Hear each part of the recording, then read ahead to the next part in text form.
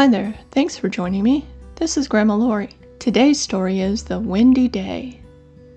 Remember, class, the wind is going to be extra strong this afternoon, so please be careful walking home from the bus, said Mrs. Crisp. Yes, Mrs. Crisp, the class said together.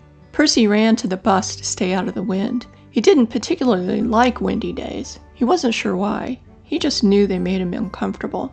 On the ride home, the bus was being blown this way and that by the wind. Good thing it's a newer bus that had seatbelts, Percy thought. They finally got through the grassy area where dirt was blown up from the ground. As they entered Percy's neighborhood, he breathed a sigh of relief. He was almost home. Percy got off the bus and said goodbye to his friends. As he walked home, he kept getting blown sideways by the wind.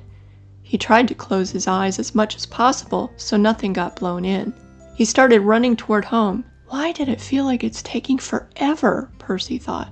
Suddenly, he felt himself being lifted off his feet. He was flying. How was this possible? Percy was afraid at first, so he closed his eyes tightly. Mostly, he was afraid of falling to the ground if the wind let up. After a few minutes, though, he opened his eyes and looked around. He was flying over his neighborhood. There was his house!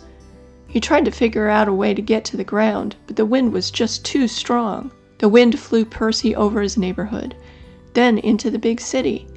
He had only seen the city from the ground, and it looked huge. As he flew over, though, he thought, wow, the city is really beautiful from up here. Oh boy, I'd better pick up my legs so I don't get caught on those tall buildings, Percy thought. He bent his knees so he made a smaller target. The wind blew Percy here and there, all over the city and country. At last, though, the wind flew him toward his house. He could see his house. He hoped he would land safely and not fall. As Percy landed in front of his neighbor's house, he noticed the wind was still blowing hard, but he wasn't flying anymore. In a way, he was sad he wasn't flying, but he was very glad to be safe on the ground. He looked around. No one saw him flying around or landing. That was good. He went into the house and noticed the note Mom had left. I'm at the grocery store. I'll be home shortly. I left a snack in the fridge for you, the note said. Percy pulled out of the refrigerator the fruit and cheese Mom had put together for his snack, along with the extra cold water bottle.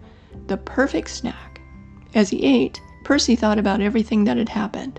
He saw things he wouldn't have ever seen before. Yes, he had been frightened at first, but after a short time he loved it.